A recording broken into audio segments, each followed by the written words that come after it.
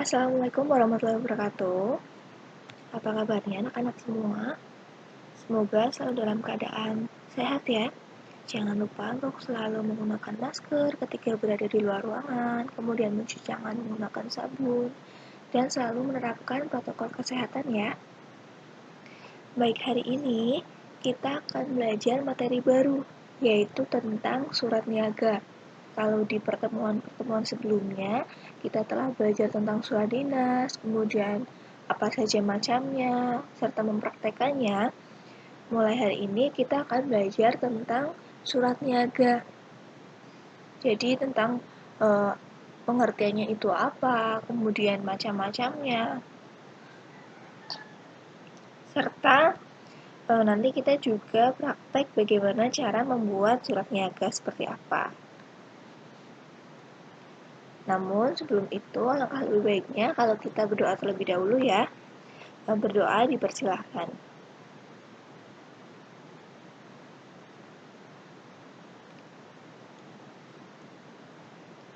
Baik, cukup.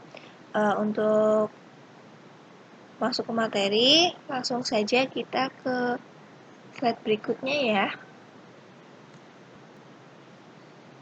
Baik, untuk hari ini kita akan belajar ada 4 komponen. Yang pertama, kita belajar tentang pengertian surat niaga. Yang kedua, tentang ciri surat niaga itu apa, serta fungsinya. Fungsi surat niaga itu apa sih untuk kita dan pelaku bisnisnya. Kemudian, yang keempat adalah jenis-jenis surat niaga itu apa saja.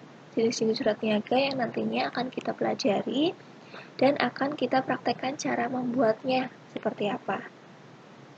Baik, langsung saja kita akan mulai ke agenda yang pertama, yaitu tentang pengertian niaga.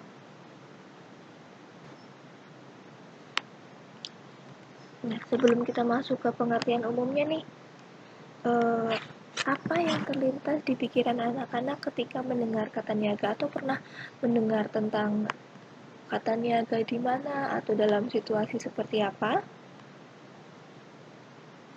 Jadi niaga itu sama saja dengan bisnis ya, perniagaan. Nah, dalam dunia bisnis kan dikenal berbagai macam surat nih. Nah, biasanya surat-surat yang sering anak-anak dengar adalah misalnya surat pesanan, surat penawaran, kemudian perkenalan, pengaduan, tagihan, dan sebagainya. Nah, contoh-contoh tersebut merupakan bagian ataupun jenis-jenis surat dari surat dinas atau dari surat bisnis maksud saya, atau surat niaga. Nah, dari potongan-potongan surat tersebut, kalau gitu pengertian secara umum surat niaga itu apa? Jadi surat niaga adalah surat yang dibuat atau dikeluarkan untuk kepentingan perdagangan atau niaga untuk urusan bisnis. Surat ini dikeluarkan oleh perusahaan atau badan usaha dalam kapasitas menjalankan usahanya. Surat ini berisi jenis resmi yang pada umumnya berisi tentang penawaran, jual beli barang, atau jasa, pokoknya yang berkaitan dengan perniagaan atau perdagangan. Nah, surat niaga bisa bersifat intern atau ke dalam maupun ekstern keluar apabila bersifat intern apabila diartikan sebagai surat dapat dipakai untuk berhubungan di dalam perusahaan sendiri, baik itu dari tingkat pusat sampai pada cabangnya. Misalnya nih, surat bisnis yang bersifat intern.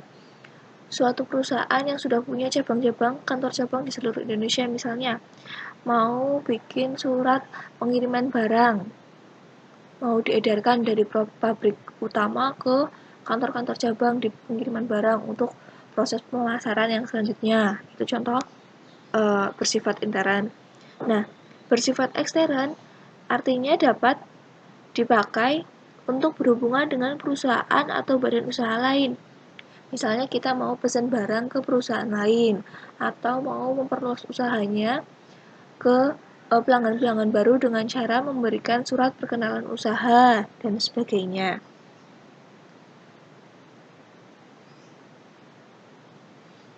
Nah, dalam konteks ekstern ini, maka surat bisnis ini atau surat niaga ini sering disebut juga sebagai surat dagang atau surat bisnis. Jadi, surat niaga, surat bisnis, surat dagang itu sama saja.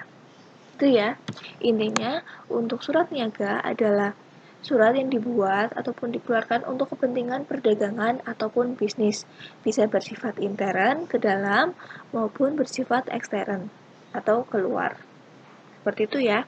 Untuk nama lainnya adalah bisa saja surat bisnis, surat dagang, ataupun surat niaga itu sendiri. Baik, itu untuk pengertiannya.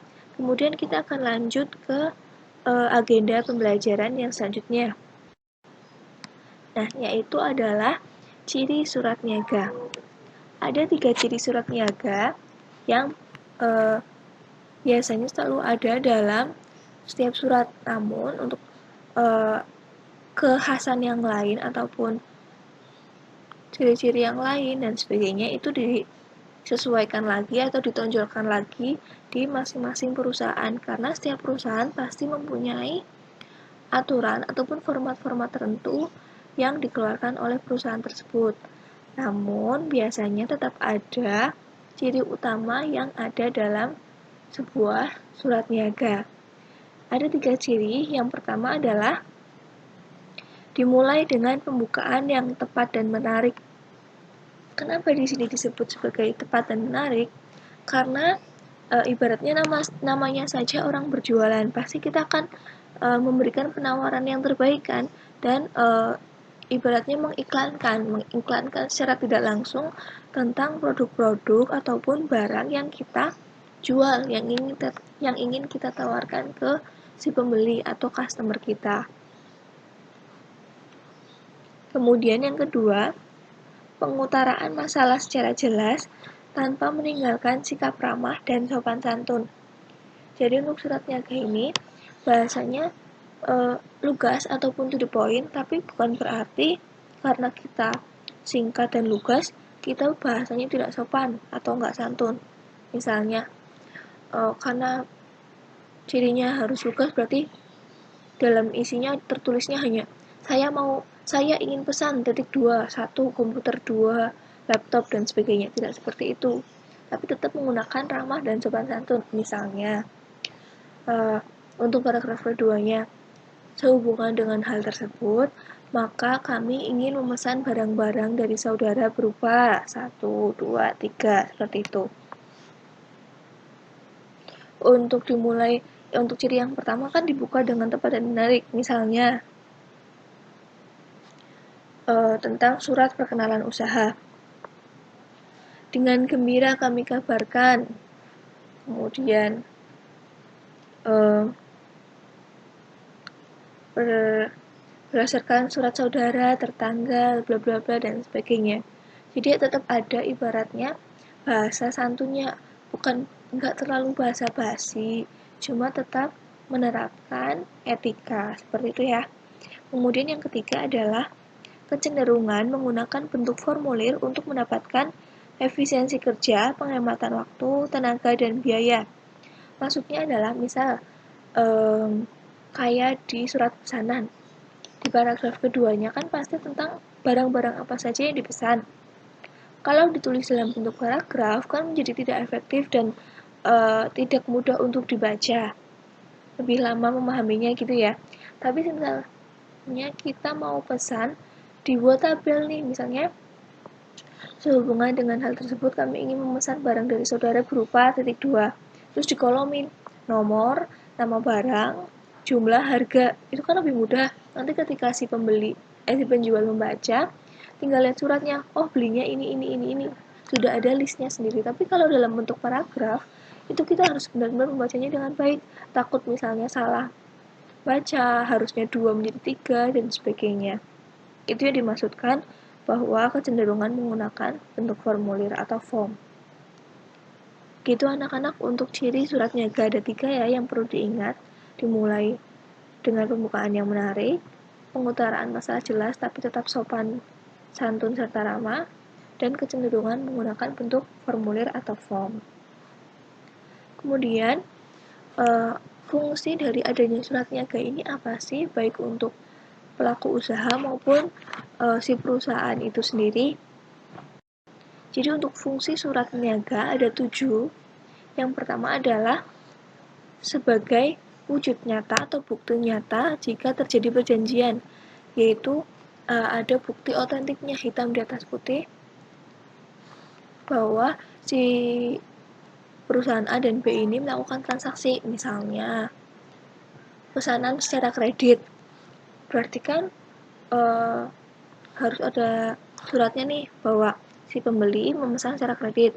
Nah, semisal di kemudian hari pembeli ngakunya udah lunas, kan si penjual ada buktinya nih bahwa si pembeli mengajukan surat secara kredit seperti itu. Itu maksud dari sebagai wujud nyata. Kemudian yang selanjutnya adalah menjadi alat pengingat yang dapat diarsipkan dan dilihat setiap waktu. Jelas sama saja seperti fungsi arsip ya, agar apabila diperlukan bisa dibutuhkan gampang nyarinya seperti itu. Kemudian sebagai alat pengingat, misalnya kita beli barang kredit dengan tempo misalnya tanggal 8 Februari. Terus suatu saat kita lupa nih, wah kita harus bayar tempo maksimal tanggal berapa ya? Nah, bisa dilihat di suratnya seperti itu. Kemudian yang selanjutnya adalah menjadi duta atau wakil penulis untuk dapat bertatap dengan lawan bicaranya. Jadi, karena ini bentuknya surat dinas, kan pasti ada kop suratnya nih. Nah, kop suratnya itu adalah mewakili siapa yang mengirim. Otomatis bisa dijadikan sebagai alat percakapan tidak langsung antara si penjual dan pembeli. Jadi apapun yang tertulis dalam surat tersebut menjadi pertanggungjawaban si pengirim surat atau si perusahaan yang namanya tertulis dalam kop. Kemudian yang ketiga, menjadi panduan ketika dalam menjalankan tugas, sama saja seperti misalnya surat pesanan. Kan suratnya menjadi panduan pesanan apa saja yang ingin dibeli oleh si pembeli. Kemudian menjadi alat promosi. Ini contohnya untuk surat penawaran ataupun surat perkenalan usaha. Kemudian menjadi suatu bahan atau alat dalam mengambil keputusan. Contohnya sama, misalnya ada surat perkenalan usaha atau surat penawaran, kan kita pikir-pikir nih, wah kira-kira ada penawaran ini, kira-kira tertarik atau tidak, kita membutuhkan atau tidak, dan sebagainya. Kemudian yang terakhir adalah menjadi bukti sejarah, karena kebanyakan informasi sejarah ditulis juga dalam bentuk surat. Misalnya, surat-surat yang kita kumpulkan itu kita arsipkan, dan di kemudian hari bisa kita tracking, misalnya selama 1 tahun ini kita sudah bekerja sama dengan berapa kolega, misal ada kolega baru berapa nambah dalam setahun dan sebagainya. Intinya bisa untuk pembuatan laporan juga, karena di dalamnya kan ada transaksi-transaksi yang berkaitan dengan keuangan juga. Itu untuk fungsi dari surat niaga ya, semoga bisa dipahami. Kemudian yang terakhir adalah tentang jenis surat niaga. Jadi seperti yang sudah saya sampaikan, bahwa surat niaga itu kan surat yang isinya adalah transaksi perniagaan ya, atau transaksi jual beli antara si penjual jelas dengan si pembeli. Otomatis ada surat yang biasanya dikeluarkan oleh penjual dan ada surat yang biasanya dikeluarkan oleh si pembeli. Nah, surat yang biasanya dikeluarkan oleh penjual itu biasanya surat perkenalan usaha, surat penawaran, surat pengiriman pesanan, surat permintaan pembayaran, surat pengakuan penerimaan pembayaran, surat tagihan, dan surat balasan pengaduan. Sedangkan surat yang biasanya dikeluarkan oleh pembeli adalah surat permintaan penawaran, surat pesanan, surat pemberitahuan penerimaan barang, surat pengiriman pembayaran, surat pengaduan, surat balasan penagihan. Nah, pasti anak-anak bertanya-tanya nih, itu bedanya apa sih? Terus kemudian isinya apa saja? Nah, dari kesemua surat-surat tersebut, ini akan kita kupas dan kita bedah satu persatu di pertemuan selanjutnya. Misalnya, surat perkenalan usaha itu ngapain sih, kemudian bagaimana cara membuatnya, isinya harus seperti apa, dan sebagainya akan kita pelajari di pertemuan selanjutnya. Namun dari dua slide tadi, ada surat yang dari pembeli dan surat dari penjual, skemanya atau baganya seperti apa. Nah, di sini bisa kita lihat untuk skema bagan surat niaga seperti apa. Jadi, yang pertama ini adalah ini berlaku jika memang transaksi itu benar-benar dimulai dari awal ya. Kalau semisal udah kenal, bisa saja si pembeli langsung membuat surat pesanan ke penjual dan sebagainya. Tapi apabila transaksi dimulai dari awal, yang pertama adalah si penjual mengirimkan surat, perhatikan panahnya ya, mengirimkan surat kepada pembeli berupa surat perkenalan usaha. Surat perkenalan usaha itu biasanya surat yang dibuat oleh penjual untuk memperkenalkan usaha yang telah dijalankannya, termasuk hasil produksi, tujuan perusahaan dan sebagainya. Intinya memperkenalkan barang-barang apa saja yang dijual oleh penjual. Tujuannya apa? Tujuannya biar si pembeli ini ya nanti beli, seperti itu. Nah, setelah si penjual mengirimkan surat perkenalan usaha, kemudian si pembeli ini misalnya tertarik nih. Nah, karena si pembeli tertarik, pembeli ini mengirimkan surat kepada penjual berupa surat permintaan penawaran.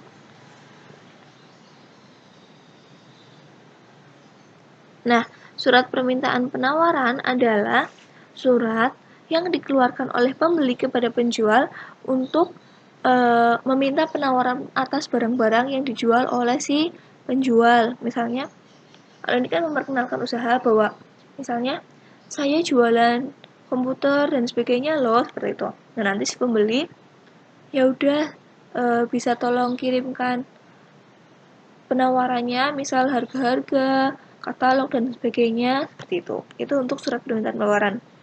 Nah, setelah itu si penjual mengirimkan surat penawaran ke pembeli. Kan tadi minta ditawarin nih. Nah, sekarang saatnya ditawarin sama si penjualnya.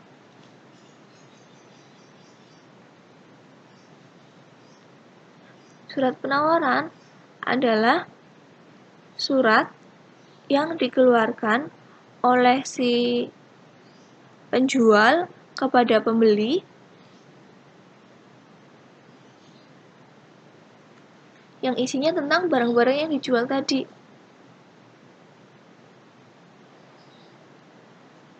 Misalnya, saya jual komputer dengan harga segini. Kalau mau komputer yang prosesornya yang terbaru, harganya lebih tinggi lagi dengan harga ini. Kemudian dikasih misalnya penawaran, apabila saudara membeli dalam bulan ini, maka akan kami berikan diskon 10% dan sebagainya. Itu untuk penawarannya. Kemudian semisal si pembeli tertarik, maka si pembeli membuat surat pesanan. Misalnya membeli pesan si komputer itu berapa buah dan sebagainya. Kemudian, kalau misalnya sudah diterima oleh si penjual mengirimkan surat pengiriman barang. Jadi maksudnya adalah pemberitahuan bahwa barang pesanan saudara sudah kami kirimkan menggunakan apa, dikasih tahu, misalnya menggunakan jasa pengiriman atau menggunakan kurir perusahaan dan sebagainya, disampaikan biar nanti ketika barang tiba bisa dicek nih, oh iya ini dari perusahaan saya beli ini dan sebagainya, biar bisa dilacak. Bisa disebutkan juga misalnya nomor platnya kalau memang menggunakan jasa pengiriman perusahaan tersebut dan sebagainya. Setelah surat pengiriman barang, ketika si pembeli menerima atau barang tiba di tempat pembeli, maka si pembeli membuat surat penerimaan barang. Tujuannya apa? Untuk memberitahu penjual bahwa barang itu sudah diterima nih, kayak gitu. Dan kondisinya seperti apa? Baik semua, apakah ada yang kurang dan sebagainya. Kemudian kalau misal si pembeli tidak membayar secara lunas atau belum bayar-bayar nih, si penjual bisa melakukan pengiriman surat berupa surat permintaan pembayaran atau tagihan tagih nih. Ada tagihan 1, 2, dan 3. Setelah itu si pembeli bisa merespon dengan memberikan surat pengiriman pembayaran. Kalau udah dikirim nih, oh saya udah bayar melalui bank BNI dengan rekening atas nama bla bla bla dan sebagainya. Kalau sudah, si penjual juga harus mengkonfirmasi bahwa uangnya sudah diterima dengan memberikan surat penerimaan pembayaran. Kemudian, jika kan tadi ada surat penerimaan barang nih, semisal kalau barangnya ada yang cacat, rusak, ataupun kurang, nanti si pembeli bisa mengirimkan surat pengaduan bahwa ada barang yang tidak sesuai. Kalau sudah, si penjual wajib untuk membalas surat pengaduan tersebut, menanggapi apa yang menjadi keluhan maupun aduan si pembeli. Nah, berkaitan dengan tagihan ini, kan si penjual bisa mengirimkan tagihan nih, tagihan 1, 2, 3. Nanti si pembeli bisa memberikan tanggapan kalau memang misalnya nih terjadi suatu bencana berupa misalnya banjir di perusahaannya si pembeli. Jadinya barang-barangnya terendam, kemudian operasionalnya tidak berjalan dan sebagainya, makanya tidak bisa bayar. Ketika ditagih, si pembeli bisa misalnya membuat surat balasan penagihan berupa minta diberi keringanan untuk bisa dibayar bulan depan karena perusahaan kami sedang mengalami musibah berupa terkena banjir dan sebagainya. Itu namanya istilahnya dinego gitu. Misal penjual setuju, ya berarti nanti pembeli membayar 1 bulan lagi seperti itu. Itu untuk bagian-bagian surat niaga secara urut dan lengkap ya. Tapi semisal hubungan ataupun misalnya kerjasamanya sudah berlangsung lama, itu nggak perlu dari awal lagi. Misalnya A sama B ini sudah bertransaksi sejak lama, setiap mau ngirim surat harus ada perkenalan usahanya. Tidak usah, perkenalan usaha ini ditujukan untuk masing-masing perusahaan A dan B atau penjual dan pembeli apabila belum pernah bertransaksi. Kalau misal udah pernah ngirim surat perkenalan usaha, bisa juga langsung kirim surat penawaran, karena kan kita udah pernah menawarkan seperti itu, sudah pernah memperkenalkan diri, jadi nggak perlu harus mengirimkan surat pengenalan terus gitu. Misalnya penjual dan pembeli sudah bekerja atau berlangsung kerjasamanya sejak udah 10 tahun misal, bisa saja tanpa surat penawaran karena saking hafalnya si pembeli bisa langsung mengirimkan surat pesanan karena udah langganan nih, langsung kirim aja surat pesanannya apa bla bla bla dan sebagainya. Itu bisa juga. Jadi nggak harus dari awal sampai akhir prosesnya harus seperti ini, terus tidak seperti itu. Gitu ya anak-anak. Untuk lebih jelasnya, setelah pertemuan kali ini, kita akan bedah satu-satu mulai dari perkenalan usaha sampai nantinya balasan pengaduan. Bagaimana cara membuatnya, kemudian digunakan untuk situasi yang seperti apa saja yang tertulis di dalamnya, formatnya seperti apa, dan sebagainya. Baik, saya rasa itu saja untuk pertemuan kita kali ini. Semoga bisa dipahami ya. Apabila misal ada yang kurang dipahami atau ingin ditanyakan, bisa anak-anak tanyakan di grup pembelajaran kita ataupun di e-learning sekolah kita. Baik, kalau begitu saya akhiri pertemuan kali ini. Mohon maaf apabila ada kesalahan, semoga bermanfaat. Wassalamualaikum warahmatullahi wabarakatuh.